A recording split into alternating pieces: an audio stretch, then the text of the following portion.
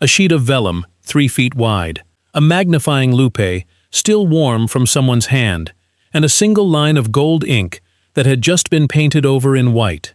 That's what the senior herald found on his desk on a Thursday morning at the College of Arms, 3 weeks before the official unveiling of the new royal lineage display. He had drawn that gold line himself, 18 months earlier, connecting Camilla's name directly into the main trunk of the family tree. Somebody had gone over it in white ink, overnight, and beside it, in small, precise lettering that matched nobody's handwriting he recognized, was a single instruction: redraw as consort, not bloodline. He didn't call the press. He didn't call the palace press office either. He called one person, a private secretary who worked exclusively for Prince William, because the note wasn't signed. But the ink, the phrasing, and the fact that only 3 people in Britain had legal authority to order a change to that specific document told him everything he needed to know about who'd been in that room the night before. I'm going to hold the reason back for a moment, because if I tell you now, you'll hear it as spite. Stay with me, and you'll hear it the way the Herald heard it, which is as something considerably colder and considerably more deliberate than spite. On this channel, I take the headline everyone else is shouting, and I pull it apart until you can see the actual mechanism underneath it. The paperwork, the precedent, the quiet decision nobody was supposed to notice being made. And by the end of this one, you'll understand something that sounds almost impossible on the surface. That erasing someone from a family tree can, in certain very specific circumstances, be the single kindest thing a family can legally do. Subscribe before we go further, because the reason a line of ink can detonate a monarchy is the machinery I want to walk you through today. Let's start with what this tree actually is, because the phrase family tree is doing a lot of quiet work in that headline, and you need to understand the weight of the real object before you understand what erasing someone from it actually means. This isn't a sentimental chart someone sketches for a school project. The official line of succession genealogy, maintained jointly by the College of Arms and the Royal Collection Trust, is a legal adjacent document. It doesn't determine succession, that's governed by statute, but it is the formal, authoritative visual record of how the institution defines its own bloodline, and it gets referenced constantly. In coronation planning, in honors protocol, in exactly which portraits hang in exactly which order, in exactly which gallery. Getting written into that document as blood, rather than as consort, is not decoration. It's a formal statement about where you sit in the actual architecture of the family, not just its feelings. And that's the backdrop that makes this landing so hard. Because 18 months earlier, under Charles's direct instruction, Camilla had been added to the tree in gold, integrated directly into the main line the way a blood relative would be, not the smaller, separate consort annotation used for royal spouses historically. It was a quiet decision, barely reported, buried in a line of a broadcast about the new lineage display being prepared for public exhibition. But inside the institution, everyone understood exactly what it meant. Charles was formally, permanently, visually writing his wife into the trunk of the tree, rather than a branch beside it. And then, 18 months later, without any public announcement at all, his own son had it quietly taken back out. To understand why William would do something that looks, from the outside, so needlessly cruel, you have to go back to a document almost nobody in Britain has ever heard of. And it's the reason I said hold on, because this isn't really Camilla's story. Not at first. It's 1936's, after the abdication crisis, when Edward VIII gave up the throne to marry Wallis Simpson. The family, still raw and humiliated by the whole episode, quietly commissioned a private review of exactly how the royal genealogical record should treat spouses who came into the family through divorce. Not a public statute, nothing debated in Parliament, just an internal heraldic ruling, drafted by the College of Arms at the family's request, and it established something specific. Any individual who joined the royal family through marriage, where either party to that marriage had a living former spouse at the time of the wedding, would be recorded in the official lineage as consort only, annotated beside the bloodline rather than integrated into it. Not a punishment exactly, The drafters were careful about that phrasing, but a formal acknowledgement that the institution needed, after 1936, a clean and consistent way to visually separate blood succession from marital arrangement, precisely because marital arrangement had just nearly destroyed the monarchy once already. That ruling sat in the archive for almost 90 years, applied quietly and consistently every single time it came up, which, until recently, wasn't often. And here's the detail that changes everything about how you read this story. It wasn't written about Camilla. It predates her by 70 years. It was never personal. It was structural, a rule built after one catastrophe, designed to prevent the ambiguity that caused it from ever quietly creeping back in. So when Charles, as king, instructed the herald to integrate Camilla directly into the bloodline 18 months ago, he wasn't just making a sentimental gesture. He was overriding a 90-year-old internal ruling, using his authority as sovereign to do it, and by most accounts, doing it quietly enough that almost nobody outside a small circle realized a rule was being broken at all. Now hold that, because you don't yet know how William found out, and you don't yet know why finding out mattered enough to make him act before the exhibition even opened. Both answers are coming, and the second one is considerably more uncomfortable for Charles than the first. William, by every account close to this, didn't go looking for the 1936 ruling. He found it by accident, the way these things almost always surface in this family, while reviewing an entirely unrelated file connected to how his own children's future titles would eventually be formally recorded. A junior archivist, cross-referencing precedent for how Prince George's descendants would one day be entered into the tree, pulled the 1936 ruling as a reference document, the way you pull any relevant precedent when you're trying to get formatting right. William wasn't even in the room. He simply received the briefing pack a week later, the way heirs to the throne receive briefing packs on things that will eventually be their responsibility.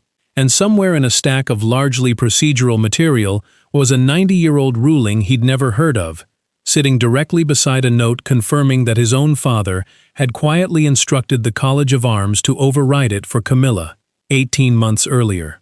I want you to sit with the specific shape of that discovery for a second, because it's the whole hinge of the story. William didn't stumble onto a scandal.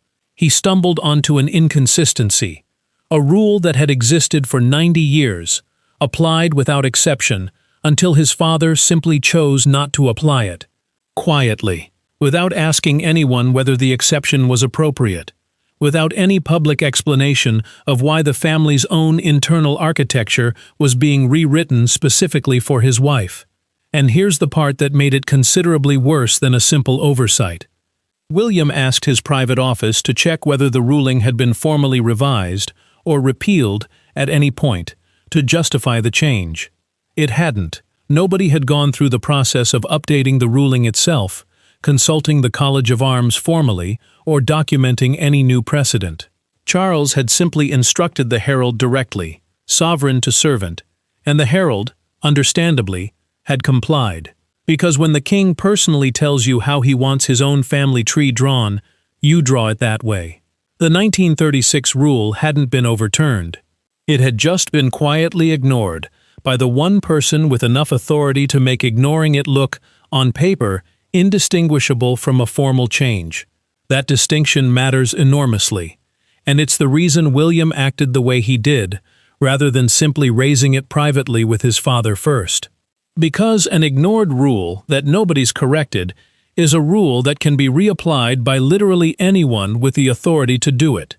At any point, without warning, the moment circumstances change.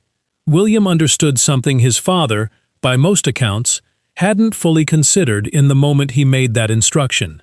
That leaving a rule quietly broken, rather than formally revised, leaves the door open for someone, someday, possibly someone with far less generous intentions than William, to simply walk through it and reverse the exception with the same quiet authority that created it. So William did something that, on the surface, looks brutal, and underneath is actually the single most protective thing available to him. He didn't attack Camilla's position. He restored the rule exactly as written. Consort annotation, rather than blood integration, and simultaneously, in the same instruction, formally submitted a request to the College of Arms to open a proper, documented review of the entire 1936 ruling itself. Whether it should still apply, in its original form, at all, given how thoroughly attitudes toward divorce and remarriage inside the family had shifted since 1936. Read that again, because it's the twist that changes the entire shape of this story. William didn't erase Camilla out of cruelty. He erased an unauthorized exception, put the tree back to what the actual, still-standing rule required, and then, in the same breath, opened the formal process to potentially change that rule properly, permanently, and transparently, rather than leaving it as a quiet, personal favor that any future monarch could just as quietly withdraw. Camilla's team, understandably, didn't see it that way at first, and honestly, you can hardly blame them. What they saw was a line of gold ink, painted over in white, 3 weeks before a public exhibition, with no warning, no consultation, and no public explanation offered at all. The confrontation, by every account, happened at Clarence House, not Buckingham Palace, which itself tells you something. Charles wanted this handled as family business, not state business, kept as far from formal palace channels as possible. Camilla arrived already knowing something had changed, because her own private secretary had been quietly informed by a contact at the College of Arms before anyone from William's office had said a word to her directly. She wasn't given the courtesy of hearing it first from the family. She heard it secondhand, through the same institutional grapevine that had leaked the original edition 18 months earlier. Charles, by accounts, was furious in a way people close to him describe as unusual for him, precisely because he understood the mechanism immediately. He didn't need the ruling explained to him.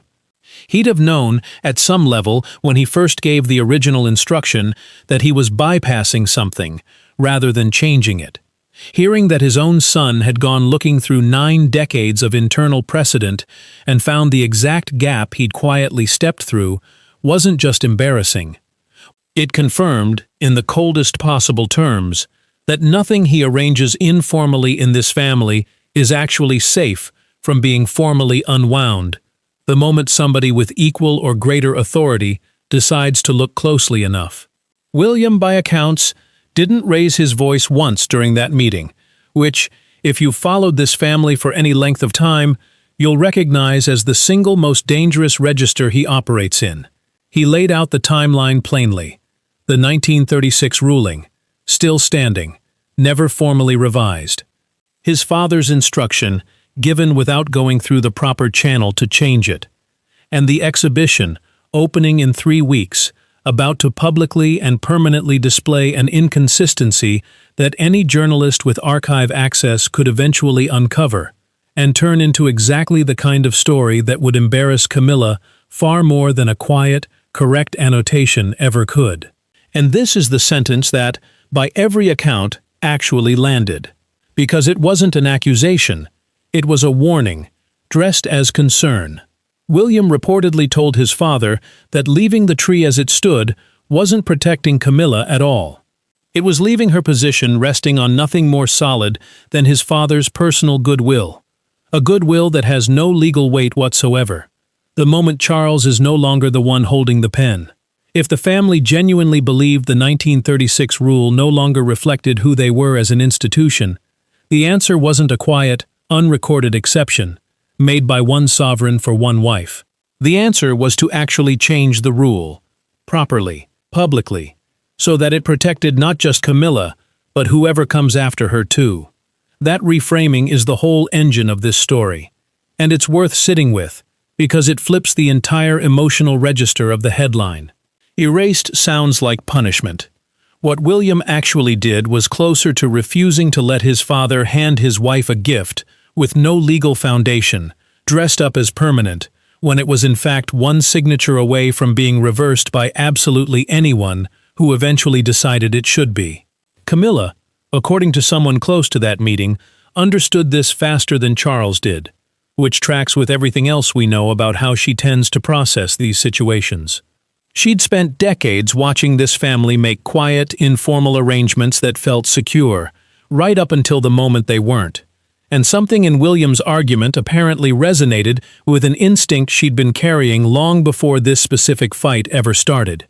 She reportedly asked William directly whether the formal review he'd requested had any realistic chance of actually changing the 1936 rule, or whether it was simply a slower, more official way of confirming the same outcome. Consort. Not blood. Permanently. With better paperwork attached to the humiliation. It's worth pausing on that question, because it's a genuinely sharp one, and it tells you something about how carefully Camilla has learned to read this institution over the years. She wasn't asking out of naivety. She understood, better than most people watching from outside, that a formal review can be just as effective a way of burying an outcome as an informal exception, provided the people running it are patient enough and the public loses interest before it concludes. Her question wasn't really about process. It was about whether William's gesture toward fairness was genuine or simply a more sophisticated version of the same result, dressed up in better optics. William's answer is the detail I keep coming back to, because it's the moment this stops being a power play and becomes something closer to an actual argument being made in good faith. He told her he didn't know how the review would conclude, that he genuinely wasn't going to prejudge a process he'd only just opened. But he told her something else, too, that he intended to submit his own formal position to that review once it convened, arguing that the 1936 rule, built in the specific, narrow aftermath of one particular crisis, deserved to be reconsidered for the modern family the monarchy has actually become. Not quietly bypassed for one person he happened to be related to by marriage, but properly, transparently revised for everyone the rule would ever apply to again, including, eventually, his own children's spouses, decades from now, in circumstances none of them could yet predict. Camilla, hearing this, apparently asked one further question, the one that, by most accounts, actually shifted the temperature of the entire conversation, from confrontation into something closer to negotiation. She asked William whether he'd be willing to put that position in writing now, before the review even began, so that whatever happened to the rule eventually, there would be a documented record showing he'd argued for change, rather than simply for restoring the status quo and calling it fairness. William agreed immediately, and according to accounts, seemed almost relieved to be asked, as though he'd been waiting for someone to actually test whether his stated intentions matched what he was prepared to commit to on paper. He drafted a short letter that same week, addressed formally to the College of Arms, laying out his position in writing, and had a copy sent directly to Camilla's private office before the formal review had even convened its first session. That single gesture, small as it sounds, did more to diffuse the situation inside the family than anything said in the original meeting at Clarence House. It gave Camilla something concrete, rather than a verbal assurance she had every historical reason to be wary of.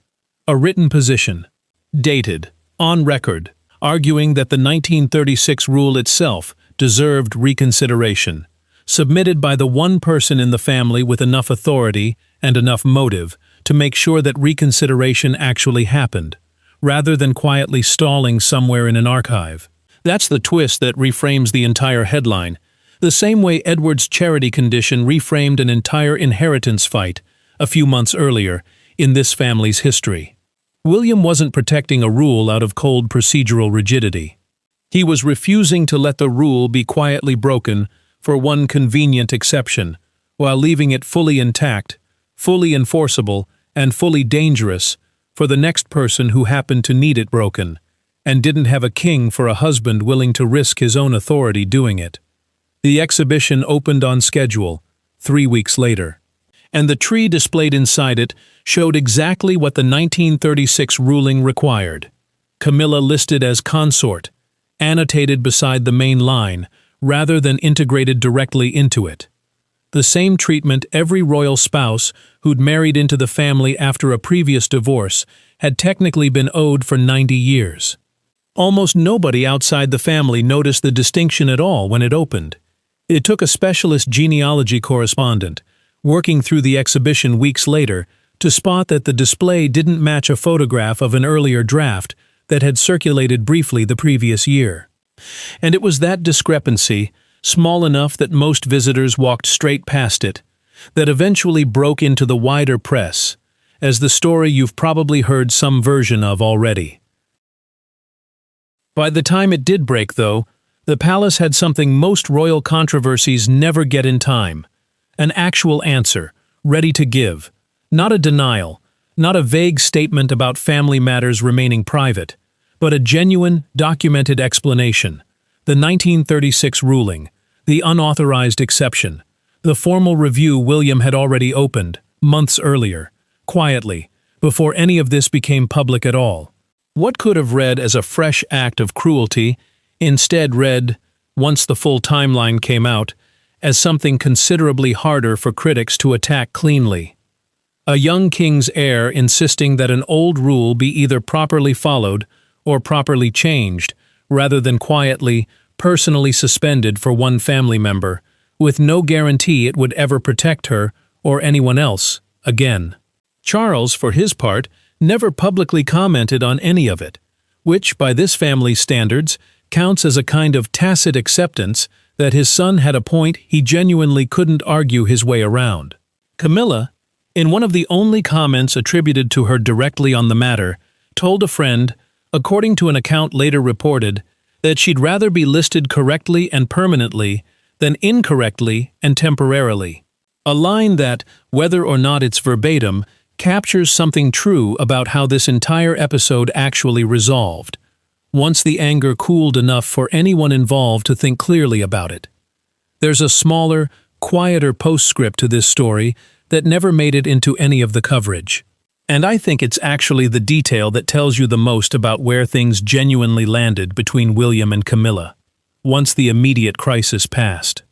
Several weeks after the exhibition opened, an aide from William's office was seen delivering a sealed envelope directly to Camilla's private secretary, at Clarence House.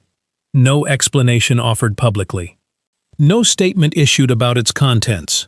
According to someone with knowledge of the exchange, it contained a personal, handwritten note from William, not addressed to the institution or to any formal process, but to Camilla directly, acknowledging that he understood the annotation felt like a demotion, regardless of the legal reasoning behind it, and that he hoped, whatever the eventual outcome of the formal review turned out to be, she'd understand the distinction he'd been trying to draw the whole time, between refusing her a permanent place in this family, which he insisted he had never intended, and refusing to let that place rest on an authority that could just as easily be taken away by someone with far less generosity than his own father had shown in making the original exception. Camilla apparently kept that note. Whether that detail is entirely accurate or has been softened slightly in the retelling, the way these things always are, once they pass through enough hands, it captures something that the headline itself never could. That underneath the legal mechanics, and the 90-year-old ruling, and the gold ink painted over in white, this was still, at its core, two people who'd spent 2 decades building an uneasy, hard-won peace, trying to figure out how to protect that peace using tools, rules, precedent, formal review, that were never really built for anything as complicated as an actual family. The formal review William requested is, as of this story, still ongoing, working slowly through the College of Arms's own internal process, weighing whether a rule built in the specific shadow of 1936 still belongs, unchanged, in a family that looks almost nothing like the one that wrote it. Nobody involved expects a quick conclusion. These reviews rarely move fast, and this family, more than most, has learned the hard way what happens when things move too fast, through rooms that were never built for speed. And there's a strange kind of symmetry worth sitting with, before we close this one out. Because 90 years ago, it was a different family crisis. A king giving up a throne for a marriage the institution couldn't formally absorb. That produced the rule in the first place. In 1936, it was an institution, shaken by one man's choice, trying to draw a clean, careful line, so the next crisis would never blur so easily into the last one. Nobody in that room could have predicted exactly how their caution would eventually resurface. In a herald's office, on a Thursday morning, in a line of gold ink, quietly painted over in white. That's the pattern underneath almost every story I bring you from this family. The living rarely write the rules that end up deciding them. The dead usually already did that, decades earlier, and left the paperwork waiting. So here's the question I keep turning over, and it's the one I'll leave you with. Was William protecting his family's rules? Or was he protecting Camilla from a promise that was never actually his father's to make permanent in the first place? Because those two things look from the outside almost identical, and from the inside, according to everyone who was actually in that room at Clarence's house, they were exactly the same act. Tell me which version you believe, down in the comments. And if you want to be here the moment that formal review finally concludes, because with this family, the folder is never really closed, make sure you're subscribed. Thanks for watching, and I'll see you in the next one.